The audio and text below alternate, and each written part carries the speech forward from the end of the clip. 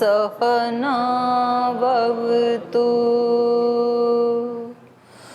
सहनौ भुनक्तु सह वीर्यं कर्वावहै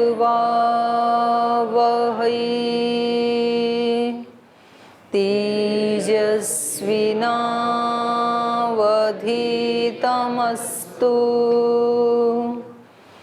मा विद्विषावहै। ॐ व्रतानां व्रतपते व्रतं चरिष्यामि तच्छकेयं तन्मेराध्यताम्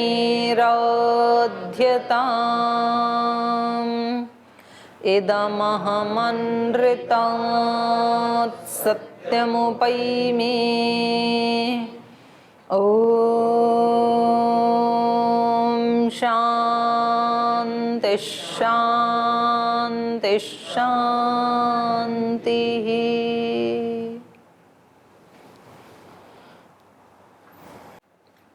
तो कल हमने पढ़ा था कि जब राजा जनक अत्यंत विनम्रता पूर्वक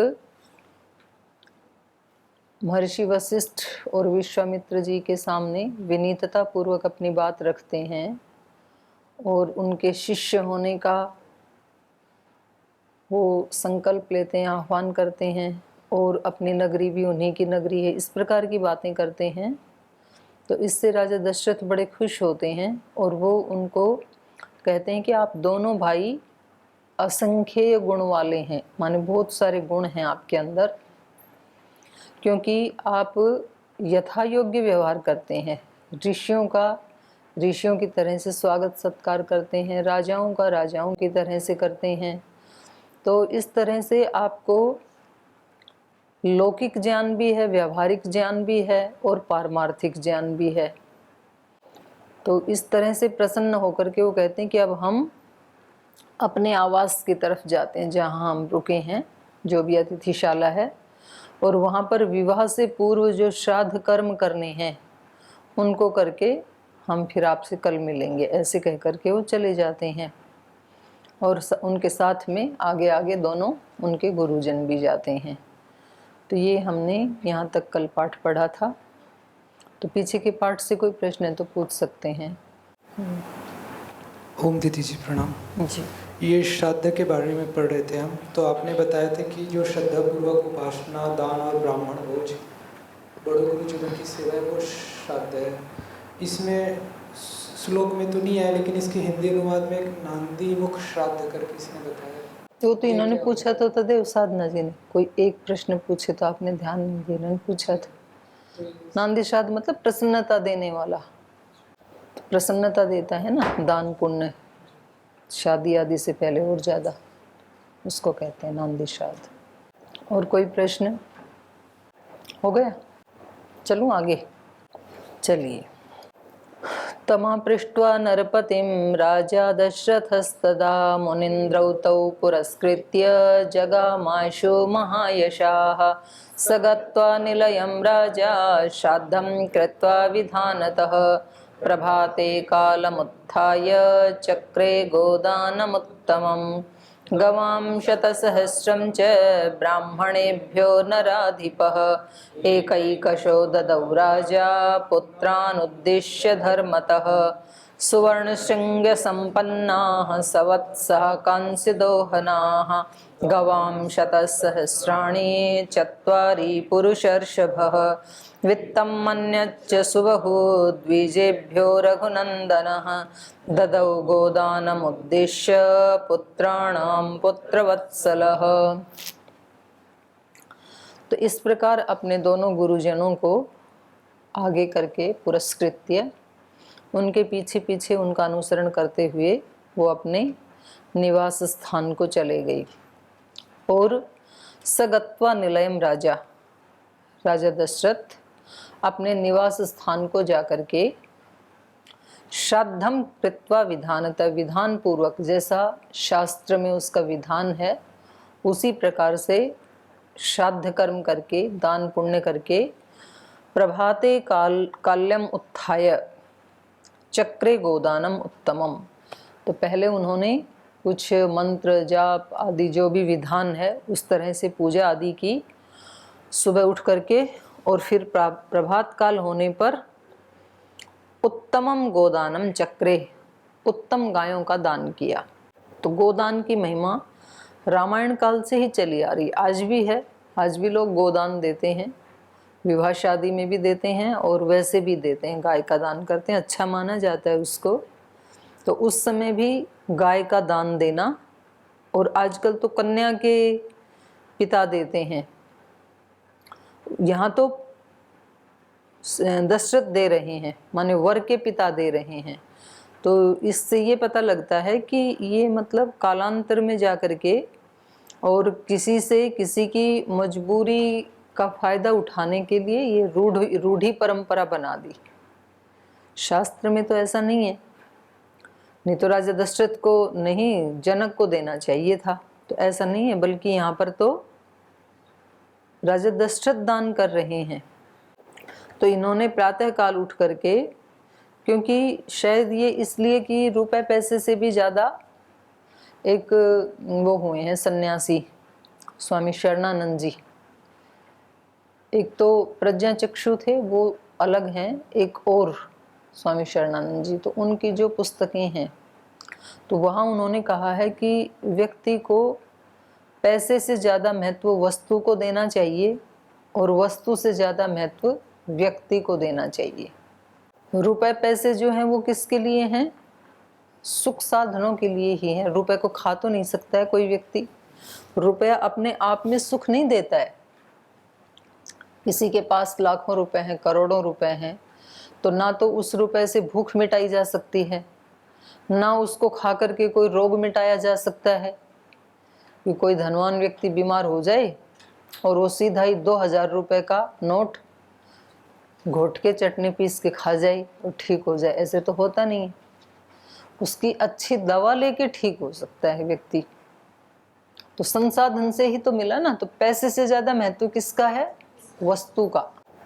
उससे वो व्यक्ति अन्न खरीद सकता है, फल खरीद सकता है, भूख मिटा सकता है, सर्दी गर्मी को मिटाने के लिए वस्त्र खरीद सकता है, और अपने घर में एसी, कूलर, हीटर आदि खरीद के गर्मी सर्दी से निजात पा सकता है। तो पैसे से ज़्यादा महत्व है वस्तु का, और वस्तु से भी ज़्यादा महत्व है व्यक्ति का।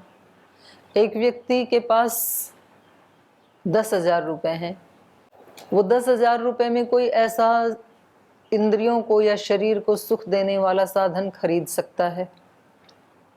लेकिन उसी समय मान लो कोई व्यक्ति इतना बीमार है और उसके पास पैसे हैं नहीं, और उसके बच्चे बीबी वो बिलख रहे हैं कि भाई कोई हमारी सहायता कर दें तो ये बच जाएंगे, और नहीं तो हमारा तो घर ही उजड़ जाएगा पूरा, तो कोई भी और तो है नहीं कमाई का साधन। और उस समय वो व्यक्ति अपने सुख सुविधा को एक तरफ रख करके उस व्यक्ति का यदि इलाज करवा देता है, तो वो उसका जो कर्म है वो उसको सुख साधन से ज़्यादा सुख देने वाला होता है। उस समय वो तो अपने कोई सुख का साधन खरीद रहा था, लेकिन उसको क्या प्रेरणा हुई? उसको प्रेरणा ये हुई कि व्यक्ति को ज़्यादा महत्व देना चाहिए वस्तु से। तो उसने वस्तु को न लेकर के उस व्यक्ति की सहायता की। तो यहाँ पर भी ऐसे ही है कि दान पुण्य जो गोदान आदि करते हैं तो वो इसीलिए करते हैं कि किसी को गाय देंगे तो एक प्राणी की रक्षा होगी, क्योंकि वो व्यक्ति उसका पालन करेगा। एक व्यक्ति हजारों गायों का पालन करे और 1000 व्यक्तियों को एक एक गाय दे दी जाए तो अंतर आ जाएगा ना। ज़्यादा गाय हैं, ज़्यादा ठीक से पालन नहीं कर पाएगा व्यक्ति, और एक ही गाय है किसी के पास तो अच्छे से पालन कर पाएगा, प्राणी की रक्षा होगी। दूसरा, उसका घी दूध खाने वाला जो परिवार के लोग हैं, उनके बच्चे हैं, उनकी रक्षा होगी। तीसरा, फिर उसका गोमूत्र और गोबर आदि है, उससे अन्न आदि की उत्पत्ति होगी। तो सब तरह से ये मतलब मल्टीपर्पज वाला धन है गोधन, और कुछ उसके दूध में ऐसे तत्व पाए गए हैं जो अन्य प्राणियों के दूध में नहीं हैं, तो इसलिए अन्य प्राणियों की अपेक्षा भी गाय उत्कृष्ट है। तो इसलिए हमारे यहाँ वैदिक परंपरा में और इनके कुल खानदान में तो कम से कम शुरू से ही गाय का रक्षण पोषण, दिलीप से लेकर के रघु से लेकर के जो इनके बड़े पितामह प्रपितामह हैं, वो गाय की किसी न किसी रूप में सेवा करते रहे हैं।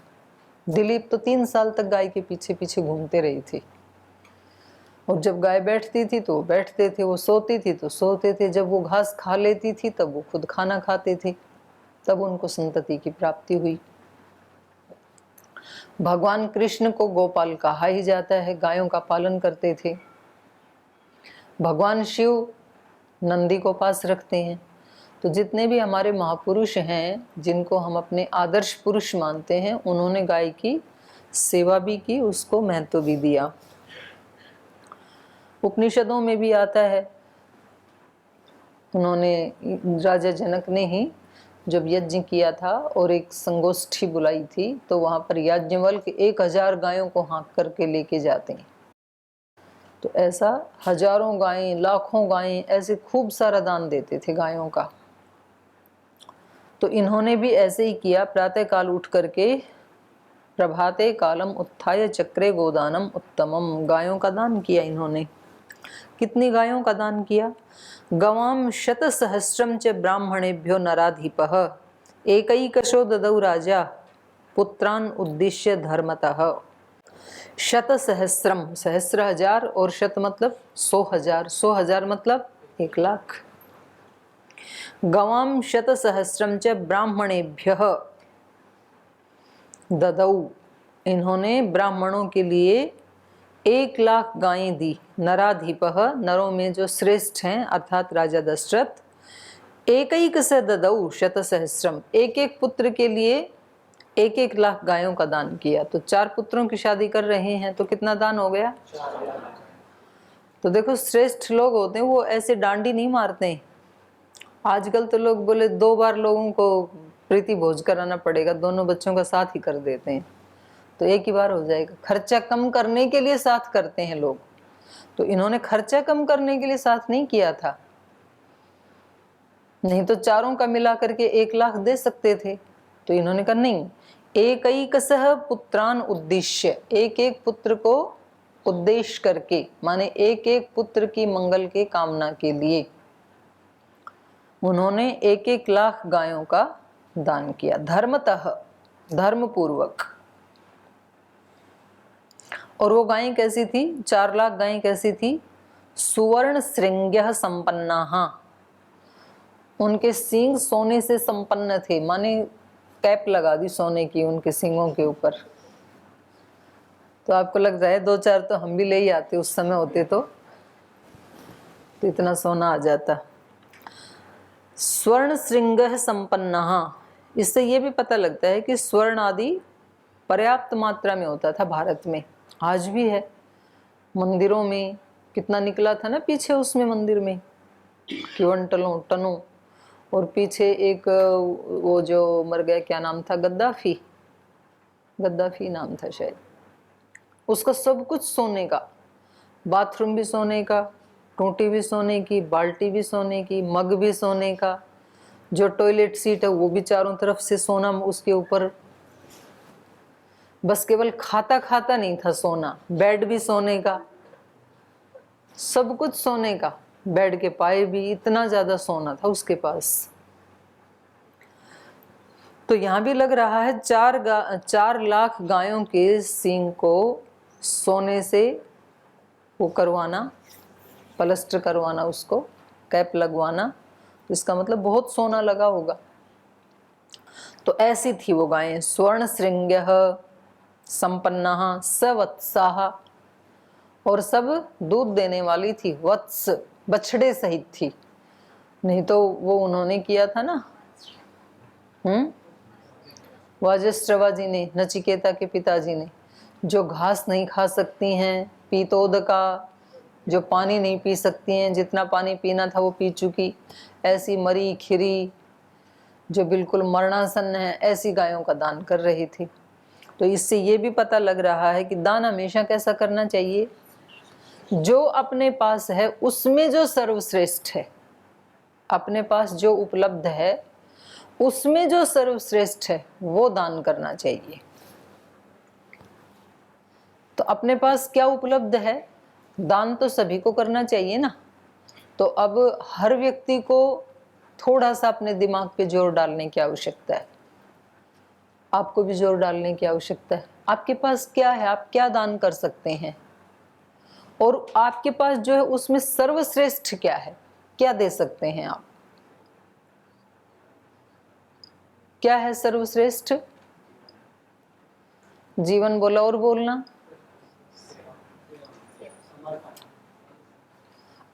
ये नहीं पूछा आपके पास क्या है और उसमें जो सर्वश्रेष्ठ क्या है जो आप दे सकते हैं। विद्या दे सकते हैं, और बोलो। हैं, श्रमदान दे सकते हैं, ठीक है। समय का तो क्या दान दोगे किसी को भाई, चलो समय भी लगा लो, समय आपके पास पूंजी है। और सर्वश्रेष्ठ बताना, और क्या है आपके पास। रक्तदान कर सकते हैं और हैं, अंगदान कर दोगे, फिर आप क्या करोगे। अंगदान तो मरने के बाद करते हैं लोग, जीते जी आंख दे दोगे क्या किसी को, किडनी लीवर हार्ट कुछ दे दोगे। सर्वश्रेष्ठ जो है, मानो कि आपके शरीर में आपका हार्ट सबसे अच्छा काम करता है, तो दे दोगे किसी को, फिर आप मरने के बाद मतलब वो तो वाजश्रवा वाली बात हो गई ना, कि अब शरीर को फूका ही जाना है तो चलो दान ही कर देते हैं। उस दाने की बात नहीं कही जा रही है। जीते जी आपके पास जो सर्वश्रेष्ठ है, क्या दे सकते हैं। प्रेम दे सकते हैं। और अरे इतने बैठे हो, 4-5 ही चीजें आई अभी तो ये हमें सोचना चाहिए कि मैं क्या दे सकता हूं। जैसे ये फूल हैं, पौधे हैं, ये हमें यहाँ रह करके क्या दे रहे हैं, इन्होंने तो सर्वस्व ही दे दिया। अब हमारे ऊपर डिपेंड है कि हम इनसे क्या ले रहे हैं, और ले भी रहे हैं कि नहीं।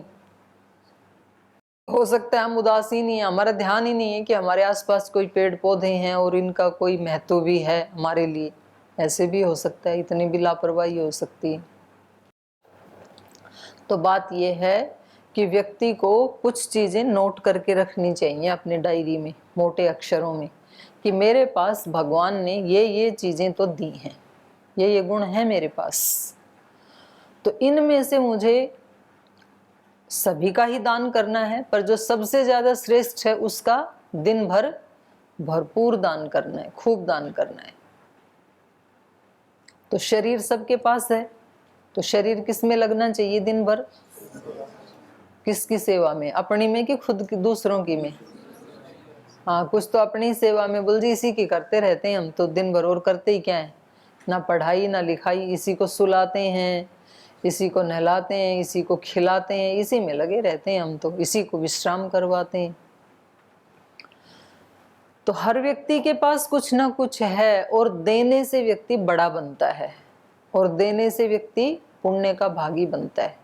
तो हमेशा देने की भावना, और कुछ ना कुछ हर व्यक्ति के पास, कोई अपनी वाणी से ही किसी को जीवन दे सकता है, कोई वाणी से ही किसी का जीवन ले सकता है, कोई केवल मात्र अपनी उपस्थिति मात्र से ही किसी को बहुत कुछ दे सकता है, कोई उपस्थिति मात्र से ले भी सकता है। तो हर व्यक्ति के पास कुछ ना कुछ होता है, तो उसमें हमें दान देना चाहिए सर्वश्रेष्ठ का। और यदि हम जागरूक नहीं हैं तो हम दान किसका दे देते हैं, जो अपने पास कचरा है उसका। और कचरे से खतरा। आदमी तो बहुत चालाक है ना, कपड़े भी किसी को देता है तो दुकानदार ही पूछ लेते हैं वहां पे जाके, भाई साहब कपड़े दिखाना, साड़ी दिखाना। बोले कौन सी वाली, आपके यूज के लिए चाहिए या लेने देने वाली चाहिए। तो जैसे बोले लेने देने वाली तो घटिया क्वालिटी की लाएगा, और हाँ बोले अपने व्यक्तिगत यूज के लिए, उसमें भी बोले रोजाना पहनने के लिए दिखाएं या पार्टी वियर दिखाएं। तो पार्टी वियर है तो और महंगा। जैसे कंबल लेने जाओगे आप, सर्दी आएगी तो भैया कंबल दिखाना, रजाई। बोले जी किसी को गिफ्ट आदि दान देना है या खुद के लिए चाहिए? तो लेने देने के लिए कंबल, इतने बुरे कंबल, वो भैंस भी ना उड़े आज के युग में, उसको भी चुभे वो कंबल। ऐसे कंबल सन्यासियों को दान देते हैं। बड़ी पीड़ा है, बहुत पीड़ाएं झेल के बैठे हैं, और खुद के लिए मांगे तो अच्छा दिखाते हैं। तो ये मतलब मानसिकता ही बन गई। जो नोट मार्केट में कहीं नहीं चलेगा वो पूजा की आरती में फोल्ड करके रख देते हैं, वो भगवान को चलेगा। सबसे खराब चीज आपके लिए भगवान जी। कभी कोई जीवन में थोड़ी व्यस्तता आएगी, सबसे पहले संध्या उपासना यज्ञ की छुट्टी। बोले भगवान जी आपसे बाद में बात करेंगे, आज बहुत बिजी हैं, आज ध्यान नहीं होगा। तो हम सबसे ज्यादा जो बेकार चीजें होती हैं उसको दान करते हैं, और यहाँ राजा दशरथ क्या कर रहे हैं? जो सबसे श्रेष्ठ है उसका दान कर रहे हैं। तो गाय कैसी दे रहे हैं? सवत्साहा, बछड़े सहित। तो किसी को दे तो दूध तो पिएगा बेचारा, और ऐसी गाय दे दी जिसका पैर टूटा है, जो बीमार है, अब वो उसको समझ में नहीं आता इसको दान में ले जाऊं कि वापस दे जाऊं। हाँ तो गया, क्योंकि फोन करके बुला लिया, आ जाओ पंडित जी आपको गाय दान देनी है। अब वो भी शायद कई आशाएं लेके आया होगा कि बच्चे हैं, दूध कल से बंद हो जाएगा, मोल लेना, हो सकता है थोड़ा मक्खन भी निकल जाए। और वहां जाके देखा तो उसका पैर टूटा, दूध भी दे नहीं रही है। तो अब उसको पता नहीं कि मैं वापस चला जाऊं, किसको लेके जाऊं, और लेके जाऊंगा तो घरवाली क्या बोलेंगे इसके लिए, ये लाए क्या हो। तो ये पता नहीं चलता है। तो दान कैसा देना चाहिए? जो दूसरे को खुशियां दे सके, सुख दे सके, ऐसा दान देना चाहिए। कोई वाणी का दान दे सकता है, कोई अपने प्रीति का दान दे सकता है। जो जो आपने बताई वो सब दान दिया जा सकता है। और कांस्य दोहना, कांसी के पात्र भी साथ में दिए, बाल्टी भी, जिसमें गाय को दूहा जाता है। कांस्य दोहना, ये कांसी के दिए। आजकल तो कांसी देखने को भी मिलती नहीं है, बहुत अच्छी धातु है, लेकिन पहले बर्तन होते थे घरों में कांसी के। तो कांस्य दोहना। गवाम शत सहस्राणी चत्वारी पुरुषर्षभः। तो इस प्रकार से इन्होंने 4 लाख गायें, चत्वारी शत सहस्राणी, 4 लाख गायें ददऊ इन्होंने दी। वित्तम अन्यच्च सुबहु, और उसके साथ साथ धन भी दिया, दान भी दिया, साथ में दक्षिणा भी दी। वित्तम अन्यच्च सुबहु द्विजेभ्यो रघुनंदन, ब्राह्मणों को इन्होंने दान किया। सुबहु वित्तम अन्यच्च द्विजेभ्यो रघुनंदन ददऊ गोदानम उद्दिश्य पुत्राणाम पुत्रवत्सलः। तो अपने पुत्रों से प्रीति रखने वाले इस राजा दशरथ ने पुत्राणाम गोदानम उद्दिश्य ददऊ, अपने पुत्रों को उद्देश्य करके, अपने पुत्रों के जीवन में सुख शांति के लिए, उनकी भलाई के लिए गोदान किया। ससुतैः कृत गोदानैर्वृत्तः सन् नृपतिस्तदा लोकपालैरिवा भाति वृत्तः सौम्यः प्रजापतिः। तो इस प्रकार सह, उस राजा दशरथ ने, सुतई कृत गोदानई वृत्त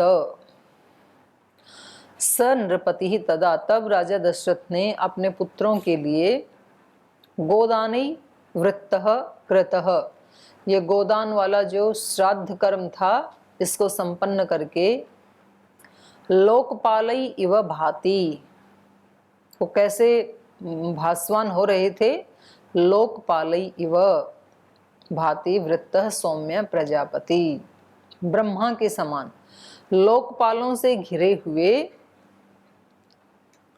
लोकपालई इव भाति वृत्तः सौम्य प्रजापति ही, प्रजापति मतलब ब्रह्मा प्रजाओं का पति है, और राजा भी होता है प्रजापति।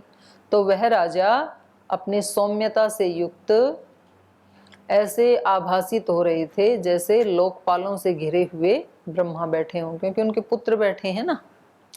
सुतैहि कृत गोदानई वृत्तः, दान आदि दे करके तो हमेशा व्यक्ति को दान देने से तृप्ति मिलती है, संतोष मिलता है, और लेने से हमेशा बेचैनी होती है। ले भले ही लेता है व्यक्ति, लेकिन लेने से व्यक्ति को सुख नहीं मिलता है कभी भी, और मिले तो थोड़ी देर के लिए तो मिल सकता है, फिर उससे ज्यादा देर हो जाए तो फिर वही चीज दुख देने लग जाती है। जैसे किसी से हेल्प लेते हैं तो थोड़ी देर तो अच्छा लगेगा हेल्प ली तो, लेकिन हम बिल्कुल ही ऐसे हो जाएं हेल्पलेस और बिल्कुल डिपेंड ही हो जाएं उस व्यक्ति के, तो फिर कैसा लगेगा, फिर बुरा लगेगा।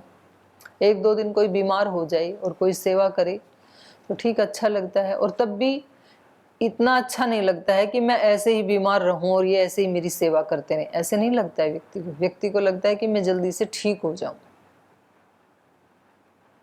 कोई किसी से धन उधार लेता है तो लेते समय यद्यपि उसको लगता है कि चलो मेरा काम चल गया, लेकिन तो भी अच्छा नहीं लगता है कि मैं हमेशा ऐसे ही लेता रहूं किसी से उधार।